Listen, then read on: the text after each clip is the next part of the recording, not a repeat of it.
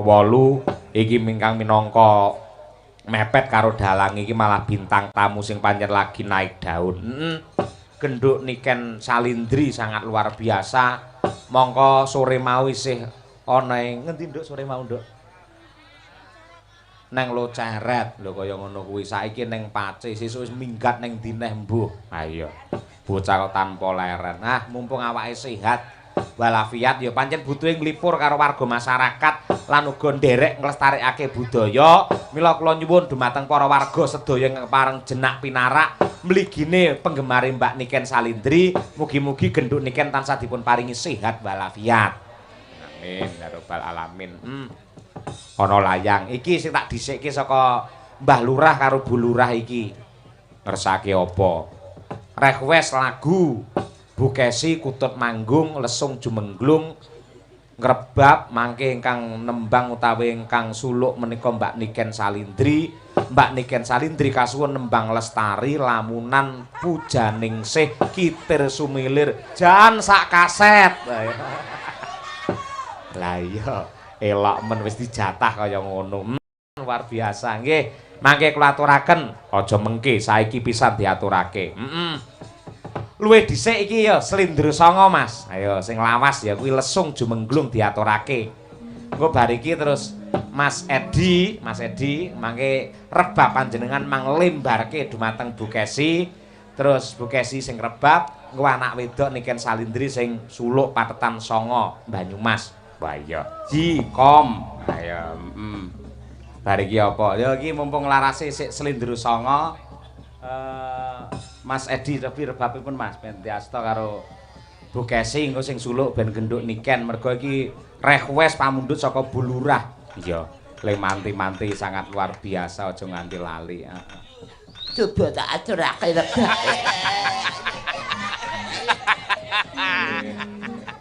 Nggih.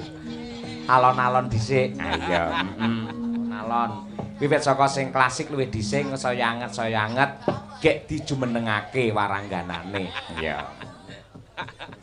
Mboten giyok mang minggah Mas. Ini ya masa ngasto anduk lho nggumun. Arep ngelapi apa? Matur nuwun Mas Edi, terima kasih sangat luar biasa. Ah iya luar biasa. Ing atase tukang parkir iso ngrebab jos. Sing parkir kancane dhewe ra bayar. Kayune Purwa sejati nduk Niken nggih. Jenengan tak tak lilani ngaturake salam hormat kepada para pengunjung malam hari ini luar biasa. Ini adalah Niken Mania dan juga Cahyo Lovers. Caksi Lovers. Caksi Lovers saya. Ya, ngaturaken sugeng dalu sugeng midhangetaken kagem sedaya ingkang sami lenggah sami rawuh. Mugi-mugi panjenengan sedaya khususipun Bapak Lurah, Bu Lurah, Pak RT, Pak RW, Bapak Kapolsek, Kapolres sedaya para tamu undangan VVIP. Semoga tansah pinaringan rezeki ingkang kathah barokah, sehat selamat wilujeng, tansah pinaringan berkah barokah, terus rezeki sing nomplok. Muga-muga saged nanggap Bapak Kuntadi kalih Niken Salindri piyambak-piyambak. Amin ya rabbal alamin. Nanggap Pak Cahyo niki mboten rugi Pak, saestu biasane bibar nanggap Pak Cahyo niki benjinge niku malah rezekine saya akeh 2 kali lipate. Amin ya rabbal alamin. Niku senes omongan kula, niku omongane prewangan kula ngoten lho. Niken Salindri ki pancen elok tenan bocah iki ya. Ya Nduk, ben penonton suasanane bisa tenang terkondisikan menawi klasik mboten sah jumeneng riyen nggih sabar ngono lho. Lek sing ngomong aku mesti dibisui aku malan. Lek sampean mesti manut ya karo sampean wis to. Nggih niki diparingi sing alus riyen nggih Pak Bu. Amargi nggih kalih leren riyen mengke dirungone sing alus-alus riyen mengke bagian kasare ra diwengi mawon. Lah kuwi lho. Penonton dong ngrungokne ora ngono kuwi ora. Soale kula niku nek wayangan niku senengane sing alus-alus riyen, Pak. Masa ta, Nduk? Amargi saya itu membuktikan bahwa saya itu tidak hanya gending-gending sekarang saja tapi gending-gending zaman dahulu itu mengikuti Luar bisa. biasa. Kelas iki gitu. ya mateng. Tepuk tangan tuh niken Salitri luar biasa. Nah, Mungkin nek salah ampun dukani lho, Pak. bab napa? Niki mengke? Ora urusane aku nolak salah sampean dukani. Lek karo Pak Lurah dipotong aku ora ngerti. Pak Lurah mosok yo ngerti. Ora ngerti ya, Nduk ya. Oh, ndak ngerti kan. Sing ngerti gur awake dhewe iki ya. Heeh, cocok lek ngono. Pak Lurah ngertine nggur lestari. Heeh, karo Puji Ningsih. Ayo. Pujane. Maklum wong tuwek ngertine ya Puji Moyo. Ayo. Ayo ngono kuwi. Bu Kesi wis siap coba disenggreng Bu Kesi rebabe. Siap. Nah, senggreng. Pak Cahyo. Dalem. Tapi mosok teng mriki mboten maju sithik ngoten Oh, niku. boleh. Yo, Lah ada ke iya, depan tetap gitu duduk. loh. Ning pinarak lho ya. Ora iso to ngerbab karo ngadeg. Ayo. Mboten lenggah mawon tapi maju ngoten lho sayangku. Oke, ya. Ya, wah. Inggih sayangku. Wah, kuwi lho ditiru anakmu kuwi lho. Nduk niken. Dalem, Bu. Sampean mau lagi wae lek matur kok pinter men ya sampean lek mayok-mayoke bapakmu pinter ram to, Nduk. Ya Kula Allah. mboten mayone niki kenyataan, Bu. Kula niku survei, wong sing bar nanggap Pak Cahyo niku kan mesti kula survei niku, Bu. Penghasilannya itu loh. Langsung Meningkat, 2 kali lipat loh, Bu Tiras. Amin ya Allah berkah barokah sedayanipun lan mugi-mugi sedaya warga masyarakat kepanjen mriki panjen tansah pinaringan berkah lan barokah rezeki ingkang malimpah saking Gusti Allah Subhanahu wa taala. Amin. Ayo Nduk awake dhewe golek duit maju. Ayo, wis. Ayo ngamen kan ngamen yang perapatan kan. Allahu Akbar. Heeh. Kaya ning Bang Supace lho, ayo ndang ayo. Nah, lagi iki malah peng-pengan kabeh. Sijine sinden ya dosen, sijine ya sinden viral. Kula calon dosen lho, Pak. Amin ya rabbal alamin. Cocok. Dosen karaoke. Oh, ndek enek ya, Pak ya. Coba tak amini tembungmu elek men. Apa enek dosen karaoke. Lek mulang kok terus nang endi wae ayo. Ning room. Allahu Akbar mboten, Pak. Oh guyon Eh, ae. Ken aku ki ngomong tak hati-hati mergo enek sampean lho, sampean malah telebang-telebung kaya ngono. Mboten, Pak. Pelawak kok, Pak. Nggih. Nduk, Nggih, siap Cahayu? siap, Bu. Ya Allah ayune kok sampean nggih kebaya ireng jan ketok mencorong kaya midodari turun saka langit lho, Nduk.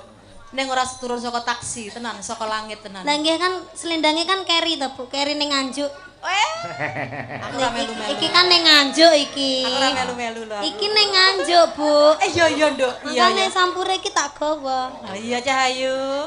Bu Lurah, Pak Lurah nyuwun sewu menika pancen ingkang ngersakaken gending menika danyangipun kepanjen mriki. Nggih. Disenggreng. Danyangi berarti lek sampun meninggal nggih, Pak. Lho, kok sik danyangi loro, Nduk. Danyang katon karo sing ora katon. Sing ora Nggih. katon sampun sedo para leluhur tumrape piyai panjen mriki lek danyang katon. Ya sing do nyang mirsani wayang ya danyang. Kuwi lek karepe ora dituruti ya ngamuk kuwi rumah samu kuwi. Walah, nggih, Pak. Ngono kuwi. Heeh. Nggih. Tong, toli deleteng. Kok banter men ya?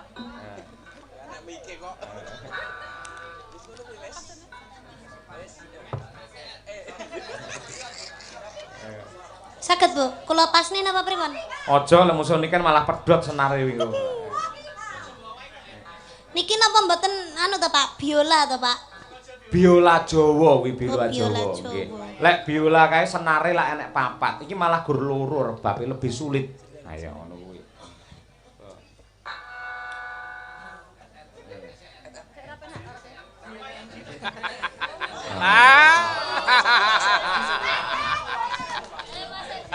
Pancen tak sengaja.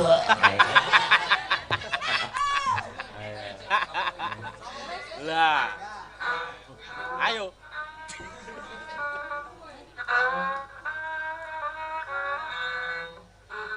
Saiki rong penake Mas Edi, tenan Mas iki. Ya, sing ngak-ngaku ora. Engko lek nganti di streaming elek engko bojoku ya aku ya melu kenek aku ayo. Kok kaya apa? Ajet. Nah, iki pawange rebab lha kuwi. Perlu kehalusan mergo rebab kuwi. Kuwi mau Pak Edi sampean. Bener Pak. Men dipluntiri terus kok e. Ha iya. Mula mesakne bojone ning omah gur diuntir ae.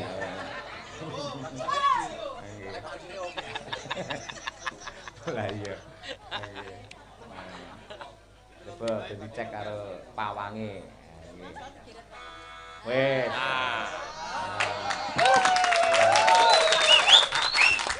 Engko ngalih rono ngok ngono neh engko ora. Sik entuk keploke pipine wis abang kok. Aja to, Nduk. Kuwi piyayi anteng dhewe sak rombongan kuwi lho, ora tau piye-piye. Sendika dawuh Kakang Mas. Coba bape begini. Nah, wes kuwi. Ayo. Ayo.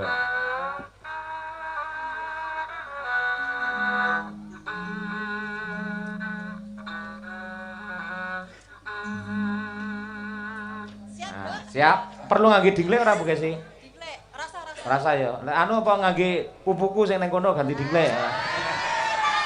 Kok yo enek, wong yo enek anake lho. Sorry, Nduk. Ngene iki metu dhewe, Nduk. Aku anyel ya antara Cek awake. anyel aku. Nduk niken, lek ngono aku arep gawe parian kanggo bapakmu, Nduk. Alah parian apa? Tor ngono sik to. Ikan gabus makan tinta. Cakep. Pak Cahyo bagus. Bu Kesi semakin cinta. Ayo, kowe gawe parian kanggo bapakmu ayo. Duwe ora, Ken? Pun tadi, Di. Di. Enek medhi tak wetak lho engko. Untuk kuwi, Bu. Sik. Pak Edi. Mangan kroto. Kuwi wong apa manuk? Lah Pak parian, Pak. Parian ya. Pak Edi mangan kroto. Terus? Bapak Cahyo Kuntadi niken tasik jomblo. Nah iya.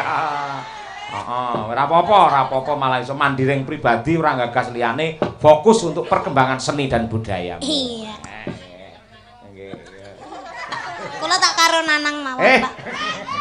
Nah, coba kaya apa? Patetan Slindro Songo ala Kilenan. Monggo. Yuk.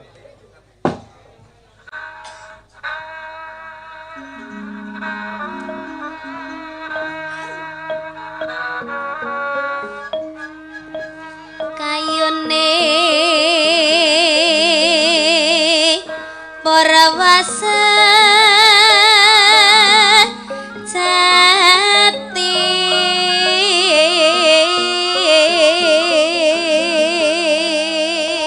Tepuk tangan untuk Niken Salindri. Pangira jagat kadang kinar yara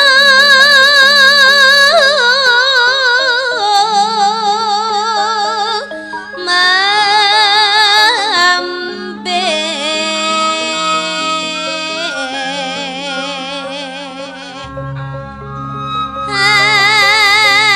prata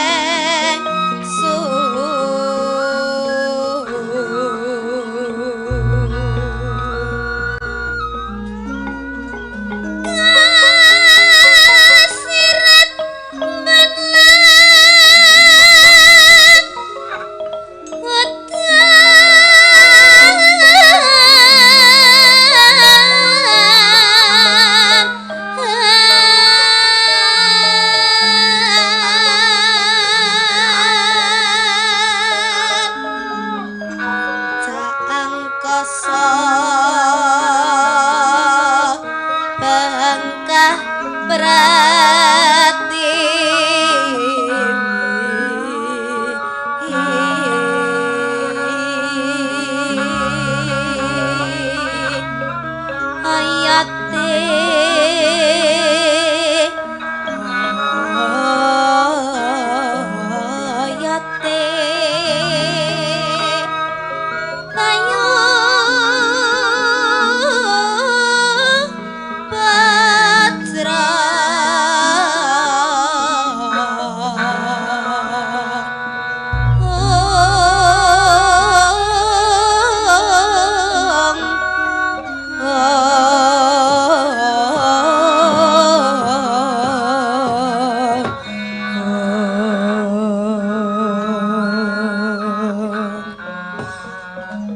nyuwun tepuk tangan para lenggah luar biasa. Witing klapa Jawa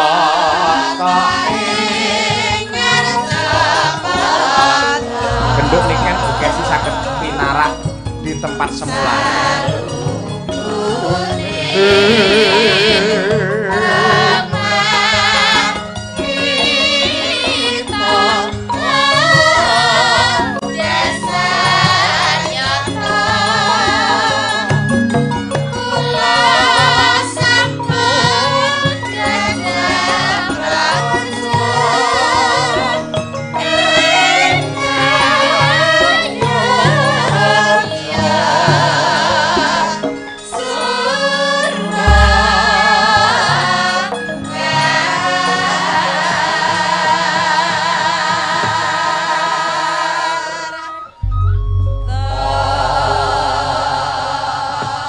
Sembah nuwun setunggal pamundhut saking Pak Lurah saha Bu Lurah wujudipun suluk patet songo wantah gagrag Banyumas sampun dipun aturaken dening genduk niken Salindri kanthi pengerbab nenggih Ibu Bremara.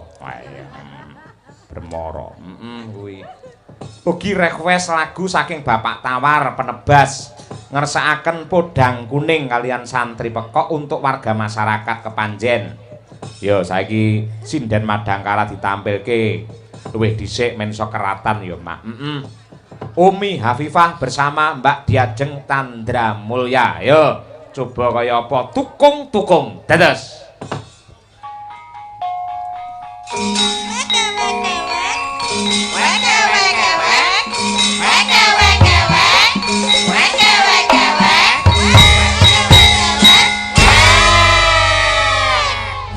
Nadyan secara spontanitas parandene ya iso dinamis sah loro kuwi ya Mak. Terus ya ngendikane piyayi-piyayi kuwi yen Madangkara iki pancen sindene iki rapi-rapi, sindene iki cantik-cantik, suarane iki jan apik-apik, ayu-ayu. Wah, ayu-ayu tenan. Aku lek rabi kemruputen kok nduk dadi. Malah itu apik. Itu apik ora. Ndak boleh gitu, ndak boleh gitu. Kenapa sayangku? Aku ngerti loh Pak, sama aja muni ngono aja sia-sia karo aku. Nggih. Kudu tetap semangat walaupun aku sudah menjadi tua. Mari kita menua bersama. Iya. Umur boleh tua namun cinta tetap abadi selamanya. Luar biasa. Tepuk tangan untuk tahu. Padahal nyuwun sewu. Bu Lurah mengke badhe minggah, badhe maringi buka dumateng para waranggono. Kali asih lho. Kali asih. Oke, mangke bibar menika kula aturi minggah panggung. Ayo. Ngelenggang ngene, coba. Iki banyak fenomena, banyak kejadian sing unik ning ya janjane mprihatinake nduk. Piye? Nah, akeh saiki ya pamane ya iki karo Diajeng karo sapa jenenge Umi iki sik kanca. Kanca kentel akrab. Ning sok-sok iso bentik, sok-sok iso geger mung perkara rebutan lanangan. Saiki aku kepengin ngerti ngecek kepribadiane cah loro iki. Upamane Mbak Diajeng wis duwe pacar, ya Mbak. Duwe pacar apa bojo wis bebas, pokoke duwe sambung rasa tresna. Delalah sampean ngonangi lamun to pacarmu kuwi jebul selingkuh karo si Umi Hafifah iki ya.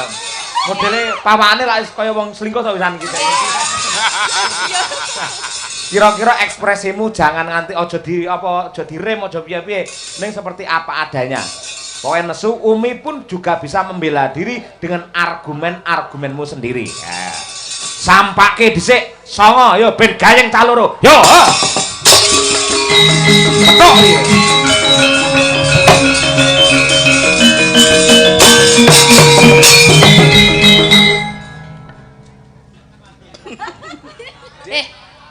Nyapa kowe guyang-guyu?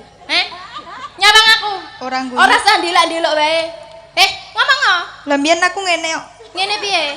Aku tau ngene Kowe rasa alasan lho ya. Nyapa? Kowe nyapa kok nyedaki pacarku? Ora Piye aku lho ngerti weananmu. Lah iya ora salah. Kowe ora ngerti ditapuk sandal karo sinden. Wis tahu. Wis tau aku tau pengalaman iki ngene iki. Berarti kowe wis bola-bali ditapuk sandal karo sinden? Urung. Gak. Iya ya. Kamu ora mencra-mencra lho ya. Iya ya cangkemmu. Malah nyakem-nyakem aku. Lah piye? Saiki pacarku, calon bojoku mbok pek. Iya. Kowe dadi pelakor. Iya. Terus kowe bangga ya ngono kuwi? Bangga. Nggih. Loh, enggak ngene kowe bangga. Lah aku mbiyen ki yo ngene iki nggih. Ndang lokno apa nggih. Oh, lah terus maksudmu piye? Saiki aku arep rabi karo pacarku. Heeh. Terus kowe malah anu. Wah, nesu wong ngangge anu ini. Anu ki. Terus kowe malah ngerebut pacarku.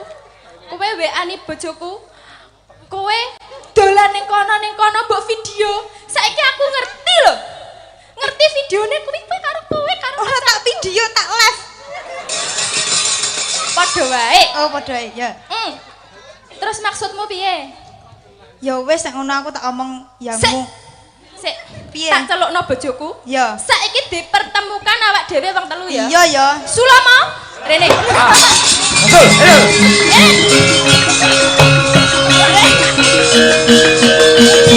Nah, iki fenomenane bocah saiki